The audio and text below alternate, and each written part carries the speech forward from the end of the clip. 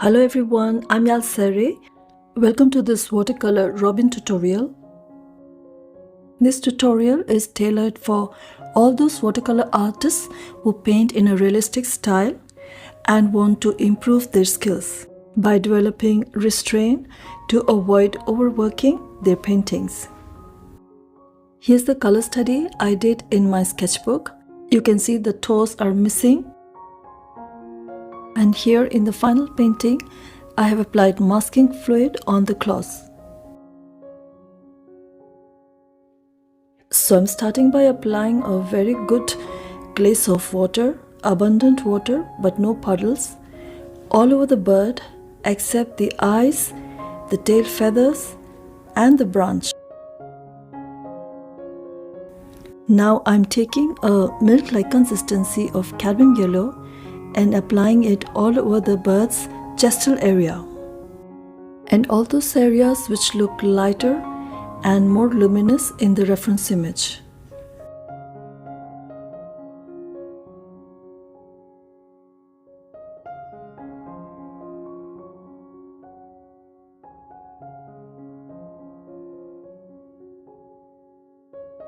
Then I mix the cadmium red with cadmium yellow to create a warm orange, and I'm using this mixture right on the neck of the bird, down to its chest,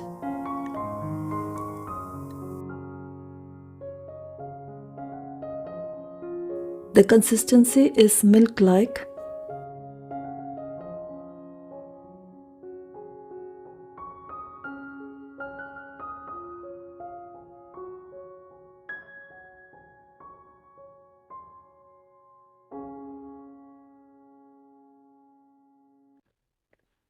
Here I'm picking up cream-like consistency of cadmium red and then applying it in some areas on the neck, little bit on the chest and some more just right below the beak. Time to introduce sepia into the painting. Very dilute tea-like consistency.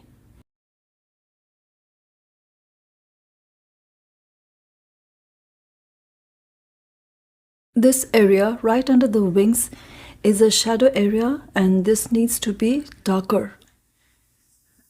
The area under the eyes need to be a little bit darker. So I applied a milk-like consistency of sepia, very small amount, and then used my damp brush to soften the edges. Now the paper is starting to dry. It's losing its shine, but it's not dry yet. So it's perfect timing for lifting. I'm using a damp brush, wiping over this area several times to remove paint, creating some soft highlight from reflected light. Now in this area, the paper is almost dry. Applying little bit more of the same sepia but a thicker consistency like that of milk.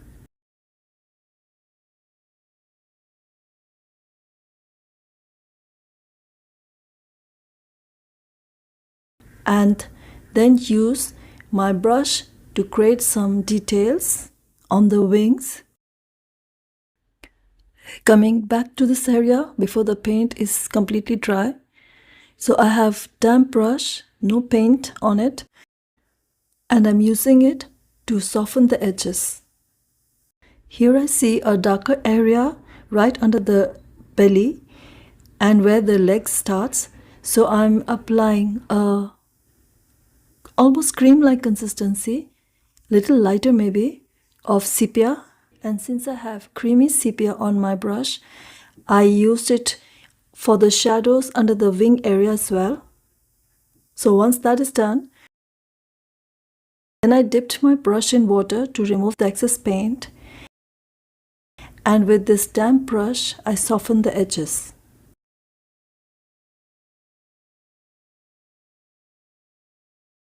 This area over here is drying and I can see it's drying very light.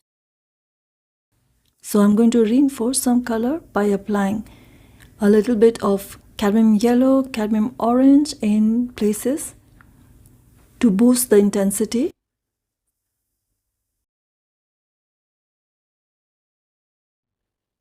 When you are at this stage where you have painted areas which are still not totally dry and you're still working on an area, always remember to use a thicker consistency in order to avoid creating blooms.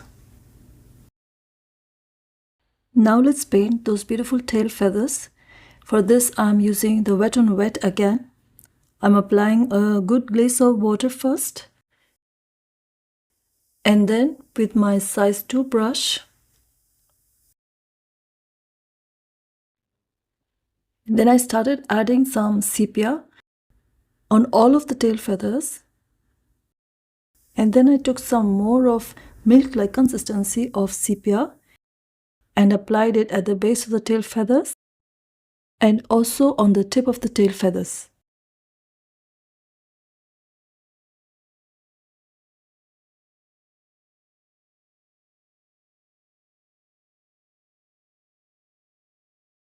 Then I switched to my 000 round brush and a thicker consistency of sepia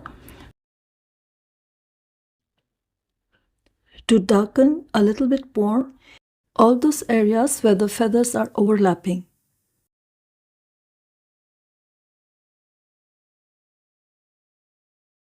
Then I also darkened a little bit more the part of the tail feathers which was in shadow. Then I switched back to my size 2 round brush and used it to soften the edges. I think one of the most common struggle for a realistic artist is that sometimes we don't know how much detail to include in our paintings. But we must always remember that if we include too much detail from our reference image, then our paintings may end up looking too busy, too crowded, and lose the freshness and translucency, which is what most of us love about watercolors. So the trick here would be to always try to find the balance between what details to include and what details to keep out of your paintings. This will help to make your paintings look realistic and fresh at the same time. And painting realistic eyes in a realistic bird painting is a very important part of the painting. I always paint the eyes in 2 layers. The first layer would be applying a small amount of blue color. In this case I'm using cobalt blue, milk-like consistency on dry paper. This is very important because the eye area is such a small area that if you wet the paper, then the paint would flow all over the place. So if you want to paint the eyes without using masking fluid, and you want to create a highlight in the eye so that it looks realistic, then you must try painting on dry paper, which is called wet on dry. Then taking a dilute tea-like consistency of burnt umber, I applied it around the blue area and then switched to my 000 round brush to take a thicker consistency of sepia to mark the outer edges of the eye. And this is my first layer, and I'll let it dry. So while the initial layer on the eye is drying, I'm going to work on the beak. I'm applying a very light underpainting of cobalt blue on the beak, just like the eyes, but for totally different reasons. In the eye is to reflect the blue of the sky, but I find that blue underpainting on the beak and the toes makes them look more realistic. But sometimes I forget to apply this blue underpainting. Since the beak area is also a very small area, the paint dries very fast.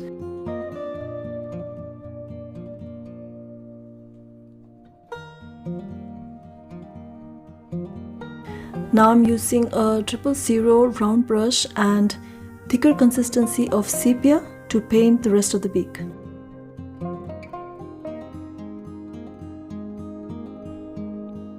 Then I added some very fine hair with my 000 round brush and thick consistency of sepia at the bottom of the beak and a cream-like consistency of the orange mixture at the top of the upper beak.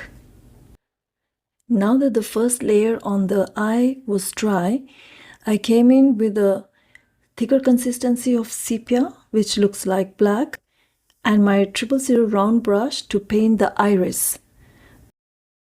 And here I'm using the same 000 round brush and a cream-like consistency of sepia to go around the edges of the eyes once again to create more contrast and definition.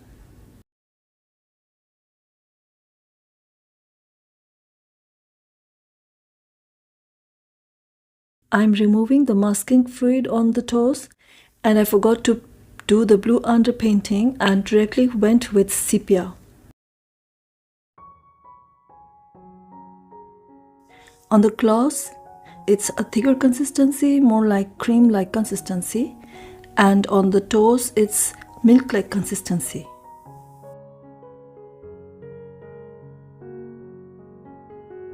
To darken a little bit more the back of the bird,